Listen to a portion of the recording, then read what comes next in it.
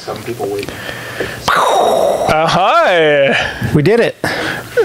What's the over-under that when we turn this on that what? The audio doesn't work? I didn't actually turn my volume off or something. Jake's normally the first one to not have his audio off. Yeah. But it actually sounds like the fellas did it, I think, for the first time ever. This is the first time in 4 years. Well, we don't know that yet. They got the audio working. I haven't even been able to click into it. But yeah, I mean, hey, I don't see it anywhere. But, ooh, somebody just opened a beer. Hello. Cheers to almost the weekend. It's planting season, July 26th. We're in the thick of it. It is crazy around here. The guys are slinging seed like nobody's business. It's wild. We've got like 40 inches of rain in the last 3 days. It's been nuts. All the rain we didn't get for the last 6 months, we've got. So we're back to normal now. So that's good. I got here a little early. I've already had them in Wisconsin, so I'm going to switch it up, and I'm going to have the light hop and barrel. Ooh. Maybe you should have one of their new beers. The Hazy Valley. That's Sammy's favorite beer. I hear it's more of a Stillwater vibe kind of beer. 6% alcohol. Skater Boy IPA or kinds. This one's even 4. I think my Coors Lights are 3.8. I think I'm going to stick to the tried and true. The old Lemon Breaker. 3.7? Yeah, you can. Somebody look that up. What's a 12-ounce Coors? 4? I don't know. I bet it's strong 3. It's a full-bodied beer. I will say that in the last week I've had 2 friends who watch Beers and Bucks find Lemon Breaker. One had got us from his buddy, and the other one found it in Minnesota. So it's starting to spread its wings out there. 4.2. Thank you, Tyler. There we go. See, you just ask and you shall receive. We on our Facebook page dropped a little pre-show opportunity to win some stuff, and we've got 25 questions to answer. So I think planting is on the mind. How are things at your farm, Timmy? Well, sore subject. Not great. Sorry. We went like 6 weeks without rain, and Dad spent a lot of time out in our big field. I'm glad you give him credit this time. He put about probably 8 acres total. Corn, beans. The corn was looking fabulous. Shoulder level. Hailstorm comes through and F's all the corn and the soybeans. So we get down to the lower field because we plant corn just as like a screen, but they can eat it, and all that corn's effed. So we're kind of back to square one here on the square one's a good place in my opinion. We got plenty of time. It sucks because he put a lot of time. We farm a bigger chunk with small equipment, and it takes him a lot of time to put it in. So to see it all just crushed was pretty bad. But now we're scrambling, and it's like, all right, well, we're not even into August yet. We got plenty of time to plant. Lots of time. For us, putting incognito in probably wouldn't do the screening justice. We might if we get rain and we had good soil. So now we're just looking, but there's like a half-mile stretch as far as you can on either side of our property where all the corn's toast. So what my thought is okay, if all the corn is toast, we've got an 18-acre field here. We call that opportunity. Let's put as much food as we possibly can in it, and I think it actually could prove beneficial for our hunting, just not having all those standing corn I think fields. it's going to surprise you. I think a good recipe of domain here in the next 2 months is going to brighten things up a little bit. And what Timmy was talking about with his corn is as far as concealment, not concealment, but like they use it to break up their plots so the deer can feed in it in between plots. They still use incognito to access where deer don't feed. So yeah, it'll be, we had a tornado in Hudson 2 nights ago. The weather's just been nuts. It wrecked a bunch of trees in North Hudson, a bunch of my buddies' parents' places and stuff. Trees were like just giant trees, and we had a tree go down at our land from one of the storms that we figure is probably 100-year-old oak tree.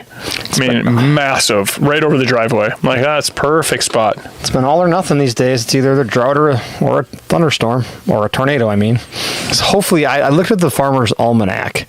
And if you believe in that thing, the next 60 days look pretty good from a moisture standpoint. So we'll see. We'll see what happens. But I think it's going to be a fantastic August for planting. Yeah. So it's perfect timing to have deers and bucks. Perfect timing to lay out a new plan at the proving grounds. Well, I sent a video to, was it last weekend?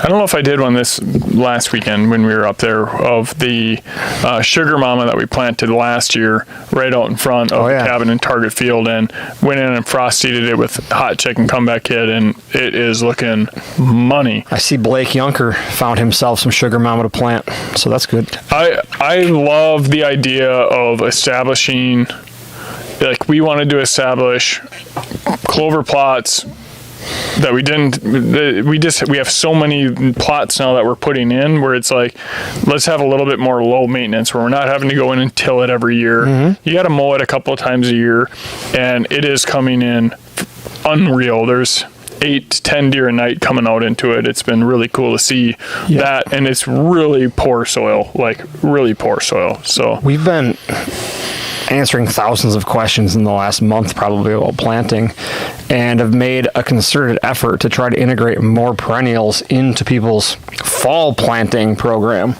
So often in the northern half of the U.S., we think perennials should just be planted in the spring, and down in south they plant them in the fall. But I tell you what, using a nurse crop, like pick any one of our fall brassica mixes, blend in some perennials.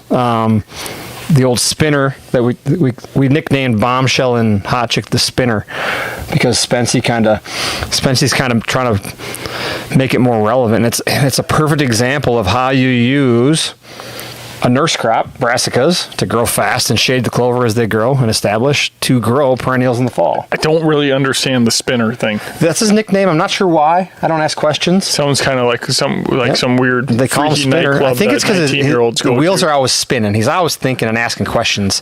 He's like an 8 on a fact finder, so he's always asking questions. His wheels are always spinning. Is that one of them like kinky strip joints or something? The spinner? No, I don't think so, but it could be. I mean, maybe you should. I know you're always looking to diversify your portfolio. Let's not let it detract from the point that putting in brassicas and mixing in some perennials is a really good idea. That's where Sugar Mama has really picked up some steam this year, and it's just like, it's so smart. You come in the spring, even if you didn't frost seed it, next spring, instead of being just dirt, because they pot up all your radishes, all your turnips, all that, like, you have beautiful clover coming up. Mm-hmm. And that's what we saw with ours, is all of last year's clover that we planted was coming up, and then you saw all the clover that we frost seeded was still trying to mature. Well, even that presented a blocker to let those new plants mature. So yeah, I mean, between Hall Pass, Boss Brew, and Sugar Mama, we've got 3, and then with Comeback Kid and Hot Chick, you can creatively blend those into Big Sexy, Showstopper, Smackdown, Bombshell, Green Machine. No BS. But even No BS has clover and chicory in it. And absolutely. My horseshoe plot that we always put in No BS, it's an awesome plot. Well, it's so thick of clover and chicory this year that we might not replant it. I wouldn't. Looks awesome. I'd leave it. So I think if this spring taught us anything, it reinforced the fact that we need to consider planting more perennials in the fall with our program, because really, clover and chicory is a second-year plant.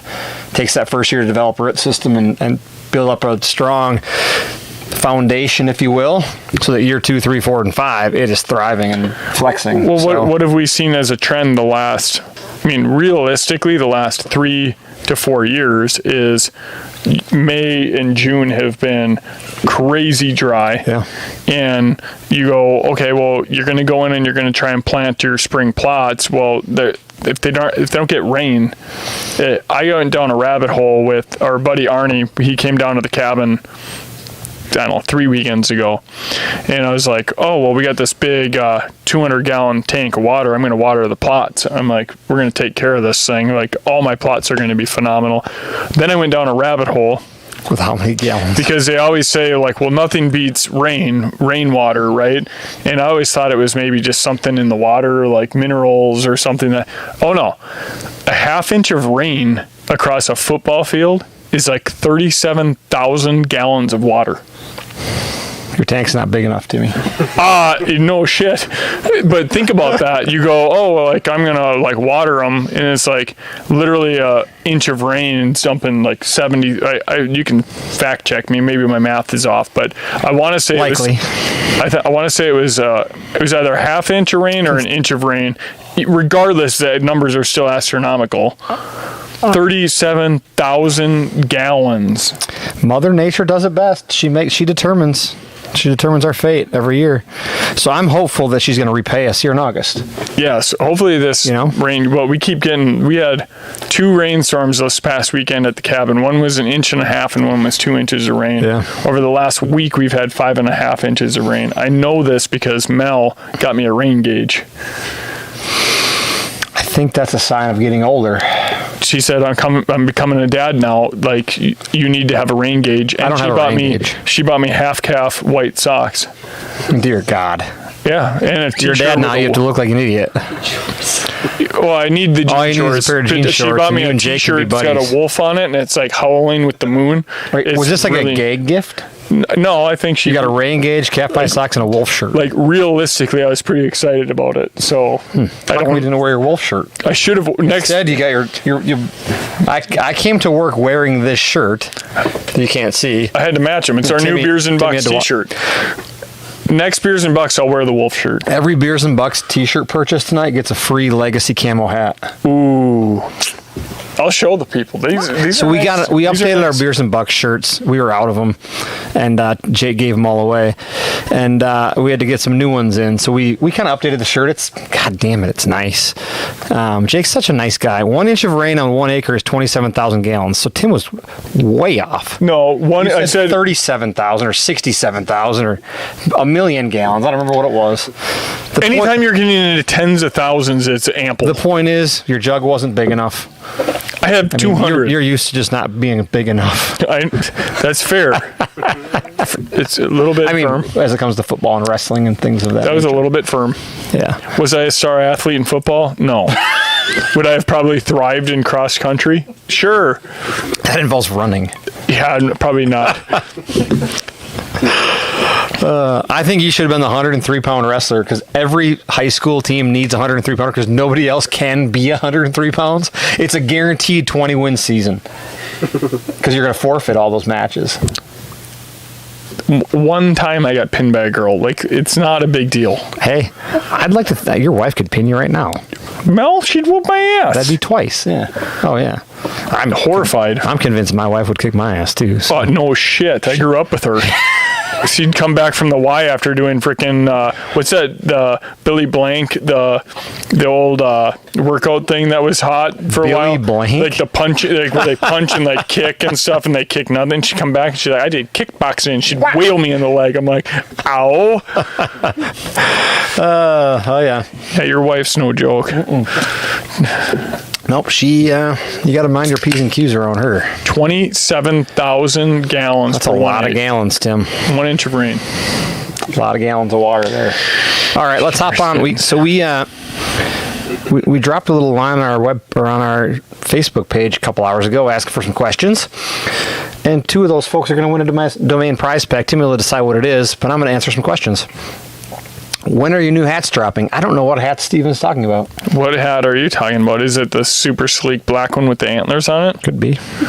With the little domain logo on the Jake side? gave all those away. We don't have any right now. I didn't even know. So I like don't come to the shop, and then all of a sudden I come in and like everyone's wearing this new hat. And I'm like, "What's this new hat?" And they're like, "Oh, no, none of your business." And I'm like, "Oh, Yeah. I see how it is." Well, I confiscated one. Sucker's nice. They are nice. They're also out of stock. So I mean, maybe we'll do a late year release. We got a few things we'll come out with. We're gonna try to add a few pieces of apparel to our arsenal this fall, maybe. Probably next spring, but we'll see. That hat is pretty sweet though. I agree. It's fantastic. It's fantastic. And I hate getting a new hat because They're tough to break in. you got to break, especially the Richardsons. Some of them, like, you got to get them broken, but then once they're broken, they're phenomenal. But then I sweat through them. You got to get a good sweat in them. That's the key. Yes, but then you over sweat. Probably where you're missing it.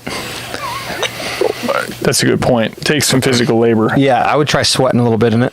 I did buy a new chainsaw the other day, though. I went in because the tree went down. Dad went into this place and bought a 16-inch bar new steel chainsaw. Ooh. So I went to the same one, and he's like, "Oh yeah, I remember your dad was in earlier." And I was like, "Which one did he get?" He's like, "This one here with the 16-inch bar." One bigger? I bought one bigger. I got an 18-inch bar and a bigger engine. And then you had to get home and say, "Hey, Dad, how do I use this thing?" I wrote my name on the chainsaw and just set it next to his, so he knows. So yours will be the clean orange one that just sits there all the time, and Yep. his will be just the worn out. I guarantee you, he's like, "Well, Like, you're gonna cut your leg off with that." I was like, "Well, with your little puny one, I'd only get halfway through. With mine, it's at least it's a clean slice." There you go.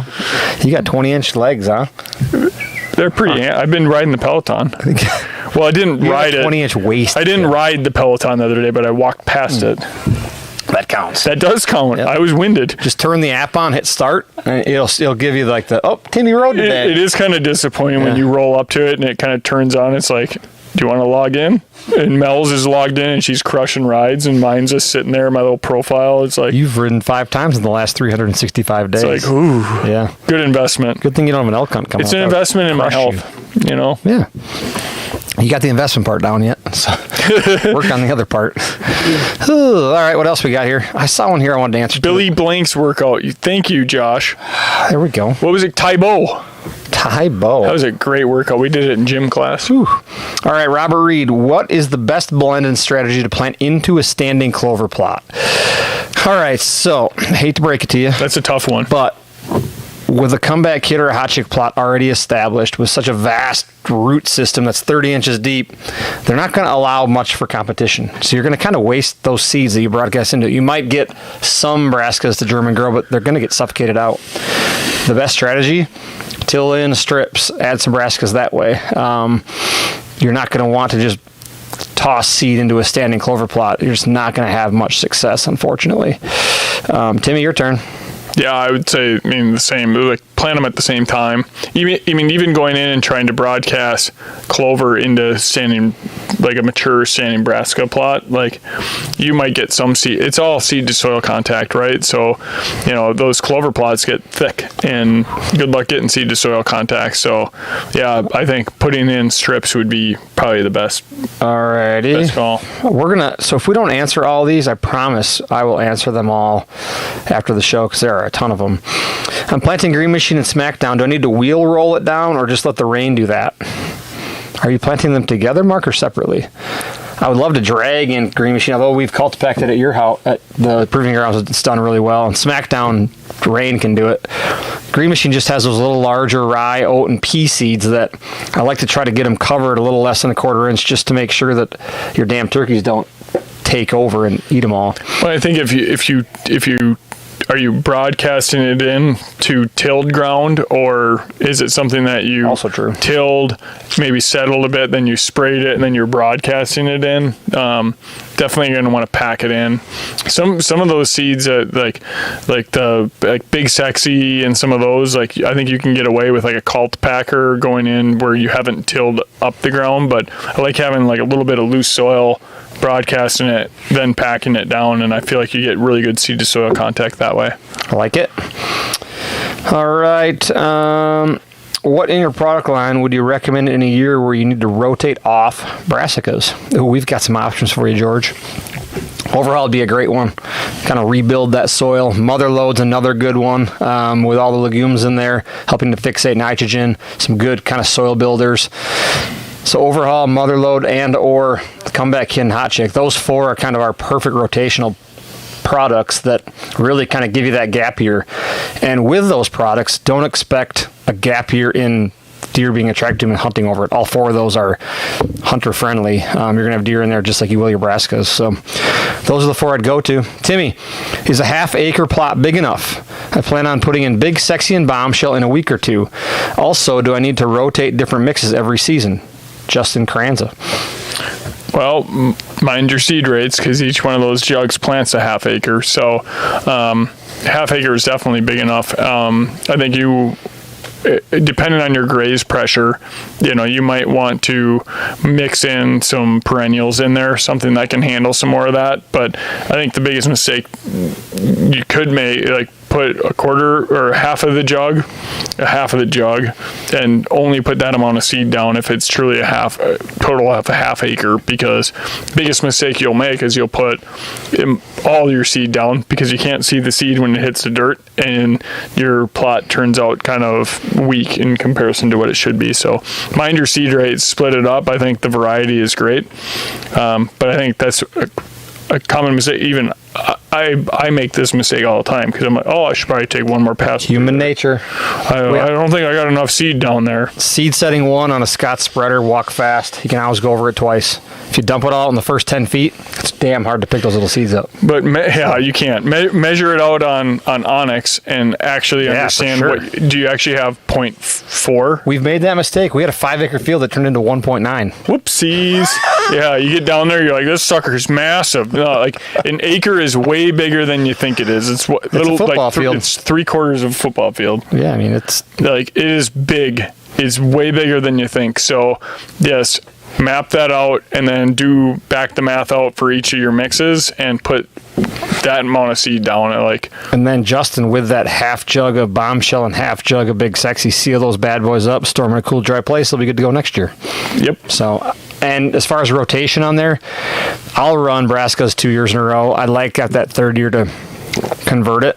So what I'll do sometimes is in year 2, I'll blend it with a perennial. So that perennial comes up in year 3. There's your conversion. You've got your perennials running all year, and then the following year you can replant something else. All right. Can I ask Timmy, you a question? Ooh, yeah. What exactly does Dirty Deeds do for the soil? Oh, man. I tell you what, we've done a shitty job of telling people how good Dirty Deeds is at improving your soil. It's a humic product, humic acid-based product. Look up humic acid on the internet. On the interweb? Do you go to Ask Jeeves? You could go to ask whatever the hell you want. Spencer doesn't even know what that is. And you know what? That was from 2009 probably. But humic acid in your soil, look it up. It is quite possibly one of the most important things you can add to your soil, because it kind of unlocks your soil's potential or your plant's potential to then absorb the nutrients in your soil. It also blocks toxins from getting into the plants, and our soil is full of toxins, unfortunately. It allows your soil to hold or retain more moisture. So in a year like this, man, wouldn't that have been nice to have been putting Dirty Deeds down early in the spring and running it through the year. So what it does, I mean, there's a lot of factors that go into food plotting, but using Dirty Deeds will increase the forage potential on your property without question. It's going to allow your fertilizer to work better, your plants to utilize more of it, and you're going to grow bigger bulbs and bigger plants. End of the day. That's just what humic acid does. And that product, the worse your soil, the better it works. And if you live in Wisconsin and have sandy soil and you're not using it, you're wasting money. Shame on you. Because you sure could be. I mean, it covers an acre. I mean, you really can't put too much of it down, but what I do say, and people ask all the time, like, when do I apply it? How do I apply it? So you can put it down when you plant, till it in. You can put it down after you till, after you plant. You can put it down when plants are growing. I like to do it before rain. Rain pushes it into the soil, activates it, lets it work faster. That way it can work into the roots, get those nutrients into your plants. Liquid Courage, on the flip side, only spray it on your plants. Don't just spray it on the dirt. And when you use it, spray it early in the morning so that kind of when there's dew on the plants, gives that plant all day to absorb it. That one, give it some time before rain before you use it. If you use it during rain, it's going to wash all that off. It's still effective, not nearly as effective. You want it to be absorbed through the stems and the roots. And those two products are really a simple, easy, and affordable way. Go look at how much fertilizer costs and all these other products. It's a simple, easy, and affordable way to maximize the tonnage on your property. And tonnage equals more deer, more tonnage, more Liquid food. Courage, 8 ounces per acre, right? No. 32. 32 ounces. But I mean, it's the same thing. Sorry, hold on. 32 ounces, and there's 60 ounces That in Hudson here. math program, I tell you, Yeah. they really got it. So there's 32 ounces per acre, and there's 60 There we go. ounces in here. 64. So 64, sorry. So that's enough for 2 acres. I'm all frazzled. I'm all frazzled now. I mean- it doesn't help that I got the peep squad staring at me. I mean- we used to do this in Mike's basement, and all I had was like Brantley would sometimes stare at me, and then Always, sometimes Veda would look at me, and now I got 3 guys looking at me. I'm just getting nervous. But I mean, 2 acres. Yeah, I mean, 1 acre, 2 acres. Dirty D's can be applied at any time. Liquid Courage once plants are growing. Liquid Courage once a month would be my recommendation. Start it with a granular fertilizer, get those plants going, and then hammer it with Liquid Courage. Do we need to take a quick Once a 5? month. I think maybe the beer's starting to get to me. I think 3.7% bullshit. I slipped a little whiskey in there. Yeah. No, but like I said, we've done a poor job of fully explaining like how they work, why they work, and why you should use them. It's really just to benefit your forage production. Everybody we talk to wants the best plot they can have. Well, a lot of times that starts with the soil, making sure your pH is right, making sure your organic matter is right, your CEC, all these things that help plants absorb nutrients. Yep. That's the goal, and Dirty Deeds kind of unlocks that. It gives you the keys to the car. So it does the dirty work for you. Whew. All right, next question. That was a great, whoever interjected there, that was good. Timmy, what implements do you use on your food plots? Lamar Burkhart. Kind of depends. We've been gradually getting more. So we have a disc that we use. Okay, let's talk through your food plot life in the last 10 years. What did you start with, Yep. and where are you now? So when we first started, we had a landscaping rake and, Love it. and a chainsaw. And your dad's John Deere riding lawnmower. In the lawnmower, we'd blow shit off and then go, and we would He'd pull his lawn roller. we would hand rake stuff and All try right. and find unique spots. How to big put are those food plots? in?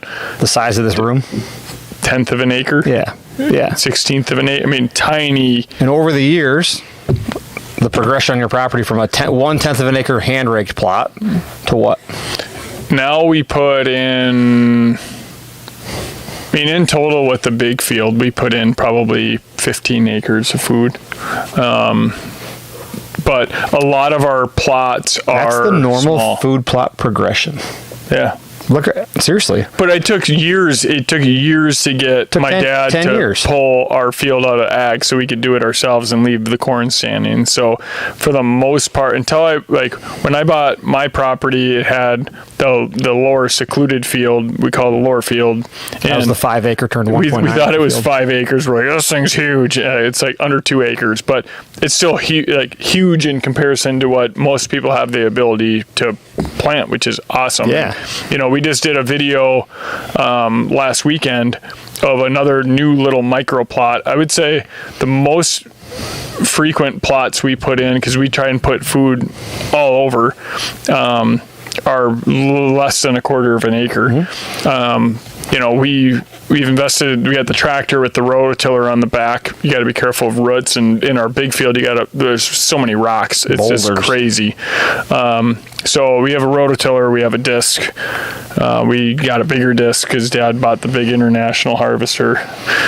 He was Old pretty Jeffy proud of the that bad farmer. boy. 1969, runs on gas. Still got the original tires on it, too. No, he put new tires on it. Had the original tires on it. But you know, a lot of the food plots. I mean, when we went from the rake to we would go into town and rent a push rototiller. Oh, yeah, I remember that. Then your dad bought one, which I inherited, and then Jake stole it from me.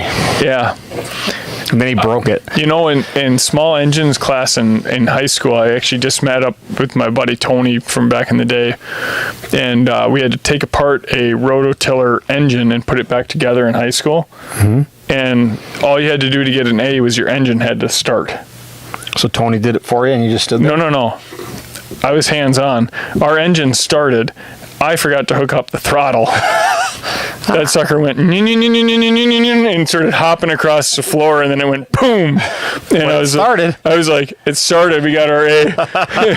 True story. But no, like I think anything you can do to just rough up the soil, and if you don't, I think one thing that we've really pushed on since we started the company was you don't need big acreage to put in a food plot. And I know we post a lot of content of big food plots, but we also post a lot of content of our in the woods plots, and those have been a game changer. Like the food plot highway, taking old trails and just converting them into a hot chick food plot, like those are game changers for your property. And I think if you just start and just continue to build off of it and figure out new ways to introduce more food, you're going to get more deer. That's the natural progression. It's so much fun to watch people start with rakes, and that's why I asked, because I knew the progression. But start with rakes, move up to rototillers, and then all of a sudden they have a pull behind on their four-wheeler, and then a tractor, and whatever it is. Because when you start planting food plots, if you haven't done it before, the effectiveness and why they're so damn good you become addicted. You become just completely engaged in, like, how can I do more of this, because it's so good. And somebody asked on here, like, what is the smallest food plot that you can plant? I bet the one below my house is less than 1/10 of an acre. It's tiny, but they come and in there. It might be one of the best food plots in the world. Seriously. There'll be 25 deer in there at one time. So to his point, what's the smallest you can plant? If it's the size of this damn table and it gets you in the food plot, then plant the damn thing. Yeah. Seriously, because then next year's going to be 3 times the size of this table. Then you're going to cut down 10 more trees, and then it's going to be a half acre, and that's just how it works. Deer eat 7 pounds of food per day. If you don't give it to them, somebody else will. So if you love hunting and you like killing deer and you like to eat venison, plant food plots, because deer like to eat food. Yep. You like to eat deer that eat the food. So it's a pretty fun deal, I tell you. And it's fun because it starts with a rake and some no BS and average success. And then you throw some lime down and cut a tree down, and then it's a little bit bigger. Then you add some hot chicken, it's a little bit better. And then you buy a tractor and you cut down more trees. And all of a sudden it's like, holy crap, I got big deer on my camera. And we see it every day. People send us pictures like, I planted your food plot 3 weeks ago and I have big deer. And it's like, well, the food plot through, so it didn't grow you the big deer, but he likes to eat food, and now you have it. So it's like, well, true. It's a fun true story. I don't have a shooter on camera yet. Typically on our farm, we don't get. They summer elsewhere. There's big alfalfa fields and all that, and my wife and I just bought a lot it's north of Hudson, urban or suburban, I should say. There's houses and everything like that, and you can put blocks and stuff out in St. Croix County and put a block out, and the first night there's a slammer. Timmy's going to sell the property now. He's going to become an urban hunter. Literally, I just randomly put out a camera and put a block in front of it. I'm like, well, we'll see what we get for deer. I've had like 170 pictures since Sunday. I offered him $500 an acre for the Boyceville property. We're still waiting for a reply. That's a hard pass. So. But like literally, I mean, and that's buyer, get that man a lemon breaker. It's not a big chunk. It's just they want what we're giving them, and I'm like, all right, so we're gonna put a food plot in. Mel didn't know that was like secretly in my thing of like, as we buy land, I need to be able to deer hunt. She didn't realize this? I think she did. Does she live under a rock? I think she did. I just never She's got prego brain, just like mashed potatoes up there right now, or what? I'm taking full advantage. We're gonna kill a deer. She's dealt with mashed potatoes for the last 3 years. So no shit. But it's all about providing them the nutrition that they need, and it's been amazing. I mean, fawns with triplets, fawns with twins coming in. We've had 4 different bucks, like literally since Sunday, and it's wild. All right, I'm going to answer a couple, and then I'll have you answer a couple, so we can just keep. Actually, you know what, Sammy? Randomly select somebody here. Timmy, what are we going to give? First prize pack for asking a question on our little feed here. Jug of Dirty Deeds. A jug of Dirty Deeds going to. And don't forget that we got new Beers and Buck shirts, and we get a free Legacy camo hat with every purchase tonight. Not to try to sell them, but they're pretty badass. Sam, Earth to Sam. In Minnesota, they move slow in Minnesota, so you say something, then like 10 minutes later it processes, and then maybe we'll have an answer here soon. Throw it into your randomizer and send me a winner. Who we got? Zachary Caps. Zachary Caps. Zachary Caps, send us a message. You won 1 acre of dirty deeds. You demand. Boom. All right. Can Hall Pass be planted in a small shaded plot, or would it need to be planted in full sun? All right, Madison, I'm going to answer this one for you. I'm going to ask you to send me a picture. Just DM us a picture. Shade can mean a lot of different things, and dense shade is no bueno for most things. Filtered light, semi-shade, Hall Pass is actually pretty effective in shady areas. If it's super shaded, we're going to probably tell you to hold off on the Hall Pass and plant Hot Chick and Comeback Kid early spring with no leaf canopy. Send me a pic, we can answer it. All right, Timmy, I got one for you. I have about 60 acres I hunt. Sweet. I love that. That's 20 times the size of my property. 20 is corn, and I cleared about 1 to 1.5 acres to put in a food plot. Love that.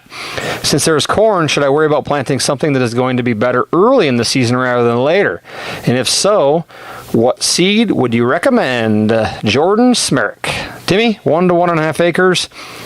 That's a big plot. Up against corn. What are you going to plant? And Zachary Cap sent us a message. He likes winning things. I like that. I like that. I mean, we have standing corn all around us, but the reality is if the farmers come in, and it could be, I mean, we've seen them come in during gun season, like late November, and take the corn off. Oh, yeah. They can do it at any time. So I think it's kind of dependent. I think you could kind of you're going to want something for winter for them to feed on if you want to hold deer. All right, what are you planting? You got 1.5 acres. Holy smokes. Well, I didn't know it was. Jordan fell asleep in between when you started the conversation and where you are now. I thought it was a two-part question. I was answering. He just wants to know what to plant his plot, bro. Okay. He doesn't need your whole life story. Okay, well, if you're going 1.5 acres, I would go 1/2 acre Big Sexy. Ooh, I like it. I would go 1/4 acre Green Machine. Oh, boy. And I would go 1/2 acre Sugar Mama, and I would establish a clover plot for next year. Are you going to do this in right now 3 different strips? No, yeah, somewhere on the outside. No, I would keep it sectioned out here. And what I would do is figure out where you want your clover plot to be next year and plant your Sugar Mama there. Because you're gonna, if you have like 1.5 acres, put 1/2 acre of that into a perennial. All for it. Love that plan. And then you can mix and match your brassicas on the other ones, and that's what I would do. All right. I felt the heat. Well, I was just trying the need for speed. Trying to help Jordan out here. Sorry, bedtime is coming up soon. It's 7:37. I didn't realize we were running out. I didn't time check. On 40 acres with about 7 smaller plots, biggest maybe an 1/8 acre. What would you guys plant to mix it up with it? He must be typing on his cell phone. Mix it up with a few different blends, or keep it all kind of the same. Gosh, I love no BS. There's a couple philosophies here. Some guys would plant the whole thing the same so that when it's on, it's on. When it's off, it's off. But I disagree. Thanks to cell cams now, you can monitor all the plots at all the same times. So why wouldn't you plant as much variety as you can to make sure that no matter what time of the year is, you have something? So to Timmy's point, a couple of them are going into no BS because it's as good as it gets in a small plot. A couple are going to go into Green Machine because it's my favorite and I like it. I love Green Machine. It's so good. Hall Pass deserves at least a little bit of it. And then and the good news is maybe a little Hot Chick. I don't know the shade, but the shelf. Those are the perfect little guys. If it's like really shady, like again, like if it's a shady area, or you're gonna have a canopy, we like to put those in the spring. Yep. Before the leaves come in. If it's getting good sun, like then World is your. Yep. Is it World is your oyster? It is. Yep. That's it. Yeah. All right. So no BS, Green Machine, Hall Pass, Hot Chick. Let's look at those 4, Zach, and let us know on the sunlight. That'll help us determine. Laura Baker, how many booners does an acre of Showstopper yield? I think the Bakers killed 2 booners last year. Am I right? I know Corey killed 1, and Corey's cousin killed 1. That's 2. Laura, I don't think you killed 1. But she's hunting a big, giant 6-pointer. They got a pallet of seed today, so they're going to be busy. We had, I've had one opportunity on our land at a booner. We called him the Freak, and I uncovered my neighbor Jason popped by and got some seed the other day, and we started talking, and he's got a buck that he had on camera on his uncle's farm. Ooh. And it's looking strangely familiar. Oh, And I go, got some freak genes. and this is, you're talking probably 15 years ago. It was a Polaroid picture. I mean, it Seriously. was old, but this buck was Not kidding. massive. And he goes, "Yep, it came 2009? through." He goes, "I blatted at it. I couldn't get it to stop." And he's like, I ended up taking a shot and I missed him. And I was like, "Yeah, I had that same buck come through chasing 4 does," and I was like, "Hey!" yelling at it. It stopped just past my shooting lane and gave me the middle You hoof. should have blatted at it. I tried blatting at it first. It was 15 yards away, biggest buck I've ever had. Couldn't kill it. And Brendan and I shined it.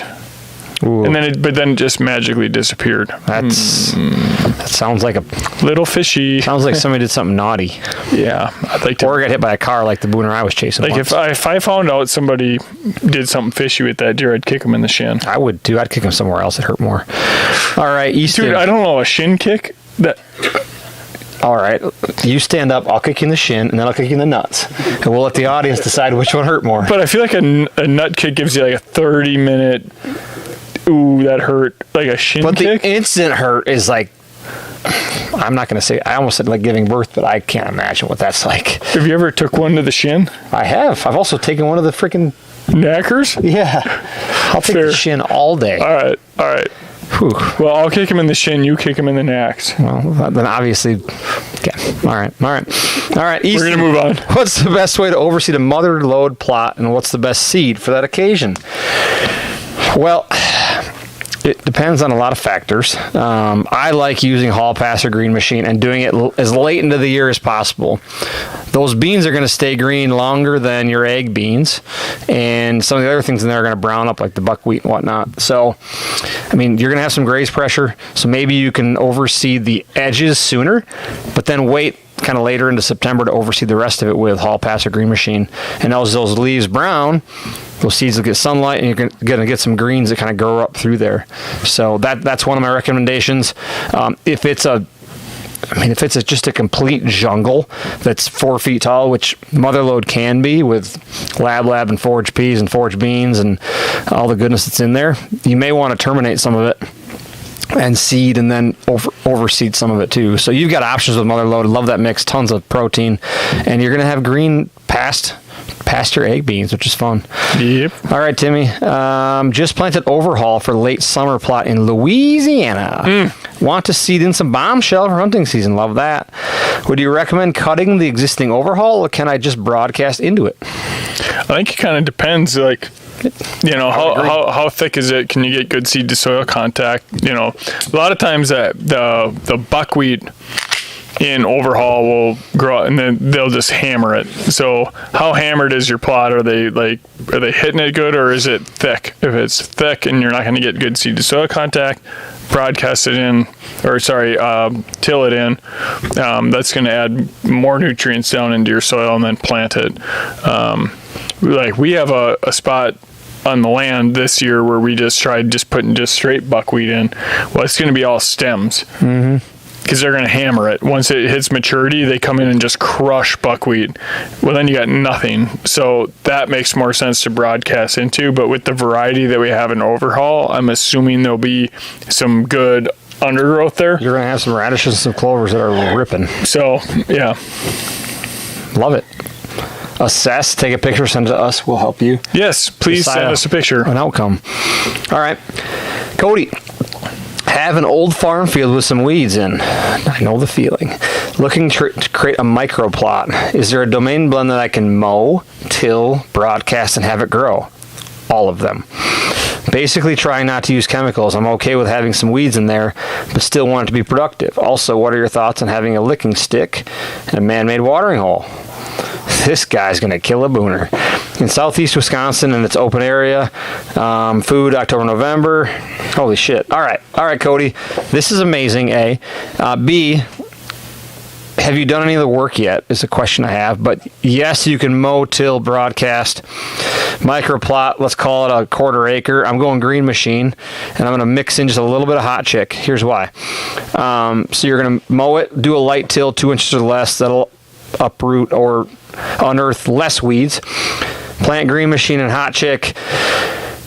In the fall, green machine is going to grow fast. Hot chick's going to establish itself below that, giving you perennials for years to come. Yes to the licking stick. We share pictures of Timmy's licking stick. Licking branch. That sounded really weird. We share pictures of Timmy's licking stick. Ooh. We're gonna get canceled. Let's get back to Spencer's. Oh my God. Spinner and the licking stick. I just don't want to I don't want to go there again. We went to a deep place. Redirect. All right. So I'm gonna call it licking branch. All right. So yes to the licking branch. They're incredibly effective. Watering hole, absolutely better than a bait pile come November. It's not too much. It's perfect. You need water. You need food. I assume somewhere you've got some cover, and if you give them that licking branch, that's the social area to hang out in the middle of your food plot. Find a nice oak branch that's got leaves and just bury that. Hell sucker yeah, I love it.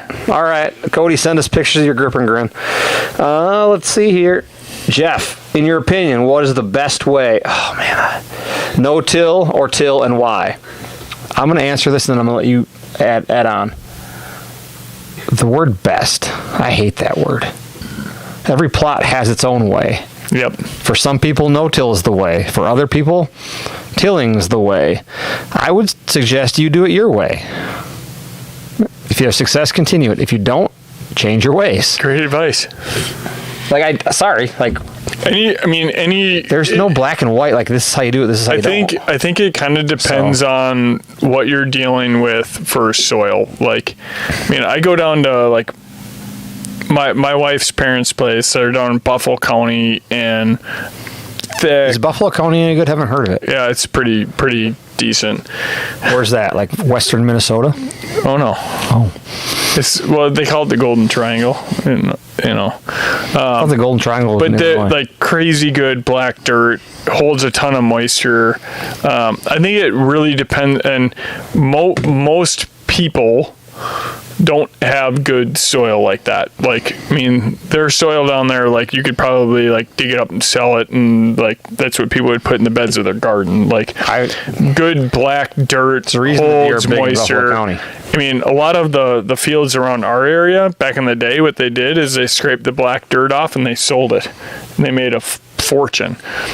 So what are we left with? Blow sand, and shale, and rocks. It's like, thanks a lot, a-holes.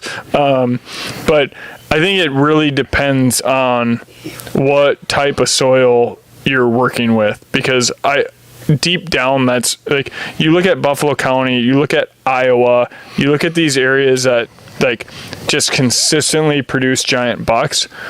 Their soil is amazing. Better soil grows better food.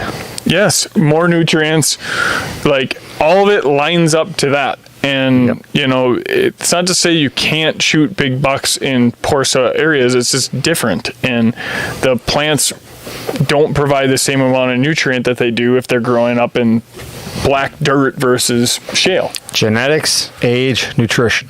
Exactly. So, those are the three things. That's what we've been battling. We've been battling it for years, and the fact that all the bucks on our properties, like, we have transient bucks. They probably have a 5-6 mile range, because the one buck I shot, the double brow, was on Casey's. Oh yeah. That's 4 miles away all summer, and then all of a sudden during the rut he shows up and I kill him. Like, so, and then you go to like Uncle John's and their bucks just stay there, and it's just, there's so many variations of land is not the same 1 mile away from your land as it is on your land. the soil's not the same, and all these different variations come into play when it comes into like what is the optimal food plot mix to help you achieve more success. And there's no guarantees. There's no guarantees that you're just going to put a food plot in and all of a sudden you shoot a booner. Like You might. but you might, you might pull that buck in. I'll take my risk. I'll take that chance. So, but I think that's kind of the reality of it is just do what you can with what you have. Absolutely. And test it and track it, tune it. Tune it. I got really Wisconsin there. Yeah, that was tune it, eh? Well, I was up in Brainerd today. Oh yeah, you're up in the I was North up. I got up to in the northern North Country. I was there, up eh? in northern Minnesota and ran yeah. into Jordan Ura and his wife, and Yep. things got weird up there. Things get weird. Made it up back there. for beers and bucks. It's dark like 20 hours of the day up there. Things get weird. Yeah. Yeah, it's a weird place. All right, what do we got next here? Let's see. Planted Showstopper 2 weeks ago. Show everything that was going to germinate already germinate. I have a few bare spots. Should I broadcast a little more in the bare spots? How much Showstopper seed would you use to plant a little 1/8 acre plot? Well, the Showstopper jug plants a 1/2 acre. So what's that? Use 1/3 of the jug, something like that. Quarter. Use less than half. And I'd wait. 2 weeks is not quite enough time yet. I don't know. Some of those seeds might be buried deeper than others. Yep. And also, bare spots aren't bad at 2 weeks necessarily. I would rather see some bare spots than a carpet of seed at that point.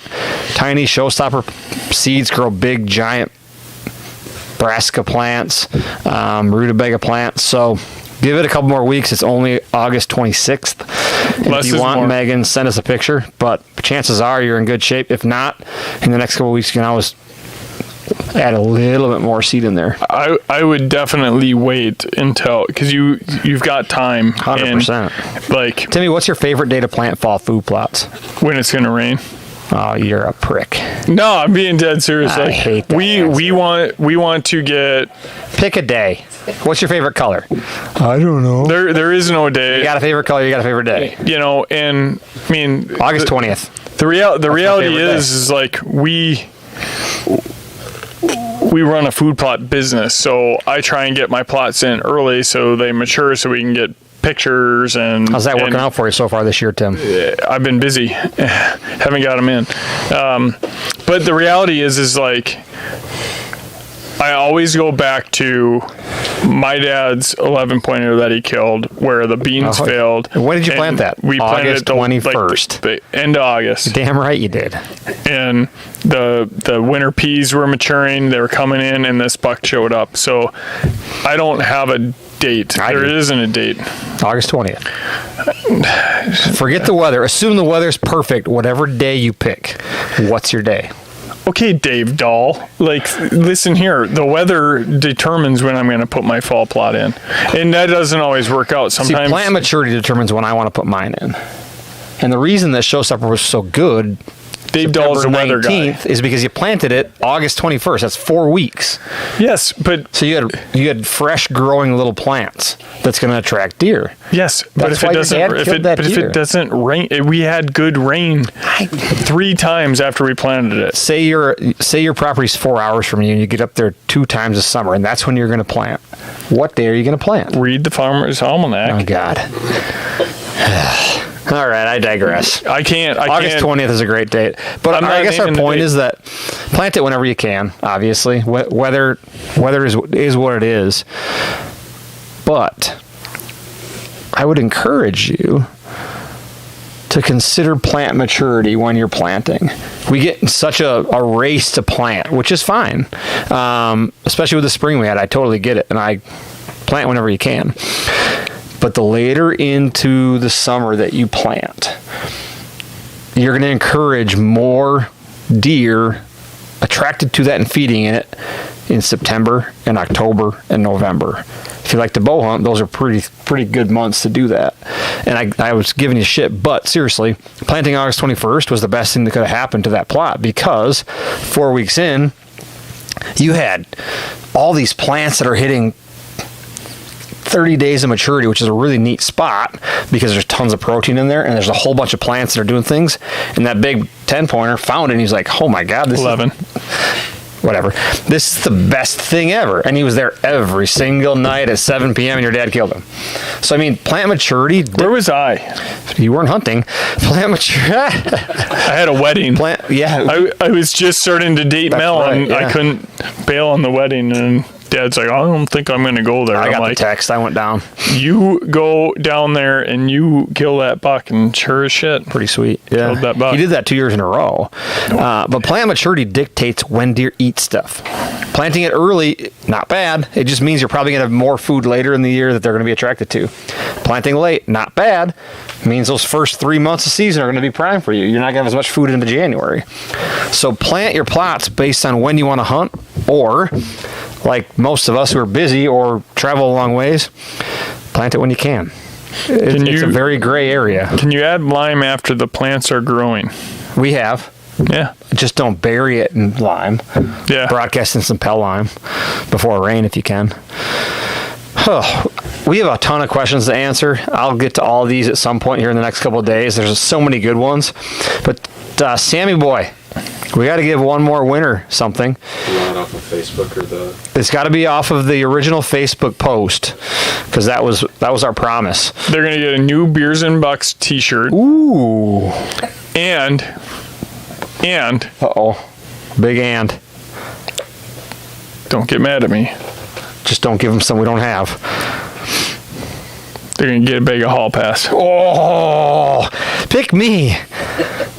A Beers and Bucks t-shirt and a bag of Hall Pass? Yep. Dear God. Wow. That's a legitimate. That's awesome. That's a legitimate prize. What do we got, Sammy? Jeremy Dixon. Jeremy Dixon, you're the man down in Louisiana. Ooh, Hall Pass. And I tell you what, he was looking for something to overseed into his overhaul. There we go. Hall Pass, baby. Oh my gosh. Jeremy Dixon, send us a message with your shirt size, please.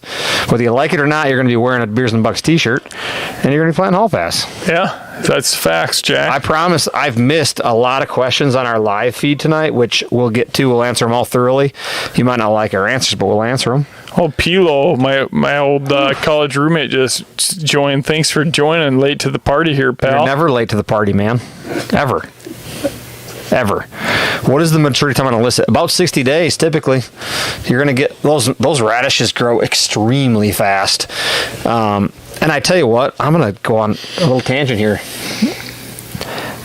If you have bad soil, if you have sandy soil, if you're looking to improve your soil, if you're not sure how good your food plot's going to grow, if you need something to grow fast, if you want to provide early season food and late season food, that Ting illicit is about as good as it gets. It can grow anywhere.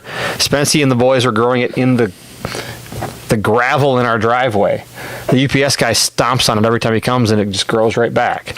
Well, you look at our big field, and like they came out and helped plant it last year. I mean, it is brutal. It is out there. Like it is. It's like the Sahara. Like the best we ever had was when the farmer came out and spread a bunch of goat shit out there. Oof. Best beans I've ever seen. But now we put a bunch of dirty deeds out there, and but last year they went and and Spencer did a better job than Jake. His side of the illicit plot turned out way better. We'll have to have a plant off again this year to see who. Well, we're gonna need it. We'll add Sammy into the mix and old. We got about 14. We got Geraldine, about 14 acres to. We'll get Cam the man in there. We'll have 5 guys just going. We need slinging seed. Oh, I have another point to make. What? I'm pretty sure Joe Rogan follows us because he's been using the phrase "going ham" a lot. We've been using that ever since Jeffy went ham on that steak. Yeah, he did. He went ham on it, and now I listen to a lot of Joe Rogan. And he's like, oh yeah, it's going ham on it, and I'm like, he's probably a fan of Jeff. We probably need to facilitate a meet. I would suspect he probably follows us pretty closely. I'm pretty sure with the explosiveness of our podcast in comparison to his, he's probably just feeling the impact. He is. Like all of his people are moving over to us. Yeah, the Beers and Bucks podcast. What's going on with this? I lost 1 follower today. One more thing before we're done, because we brought up the ham and it made me think of Kentucky. Tell you what, Brian is busting his ass. He's going to put in like 60 food plots, and it's on its way. It should be there tomorrow. I'm 60 of them. I think it could be Timmy's year. It's my year. Might be Timmy's year. I The horseshoe has been passed, and I don't want to tell you how I took the horseshoe from Mike because it was up there deep, but I now have the horseshoe because I'm about to have a kid. All right, I need this. see, that's the problem. The more you need something, I'm not going to put pressure on it. I'm going to go out there. I'm going to sit there. I'm going to bring my sidearm again because I'm probably going to be on the freaking ghost farm. so I will say this. Somebody may have leaked some photos to me. You might want to sit there. Well, that's my farm. I told you, I'm all in on the ghost farm.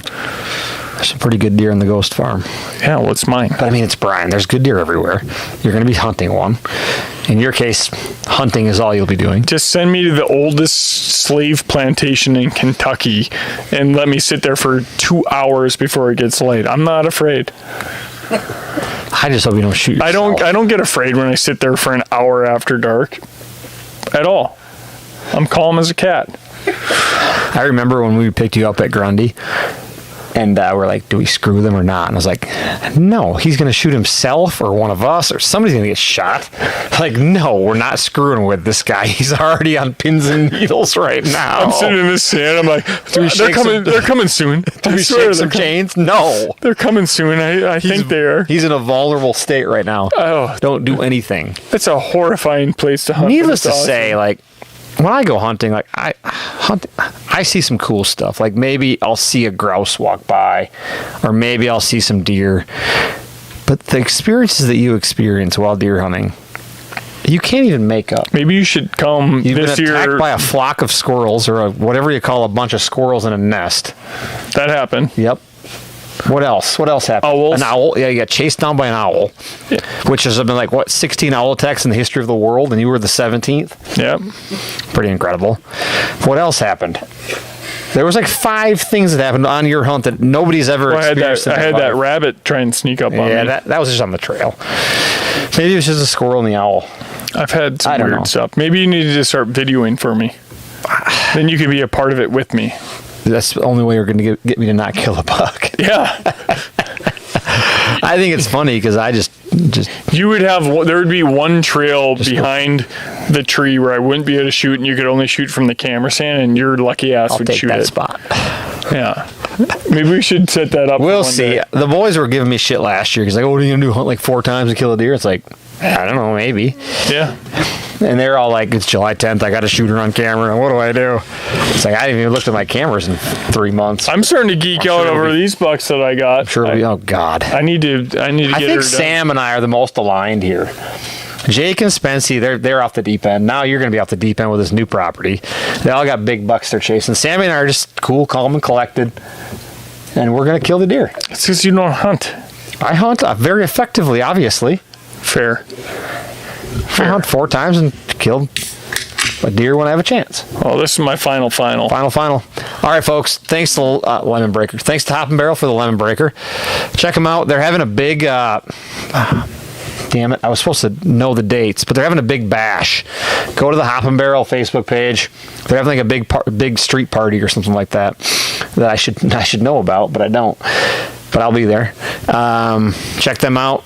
They're starting to kind of make their way through Wisconsin and Minnesota. So if you buy one or stop in, make sure you say that we sent you, Yeah. because that's nice. It's out on domain. And we will answer all these questions here in the next couple of days. Happy planting. Thanks for your business and support. Cheers to planting season.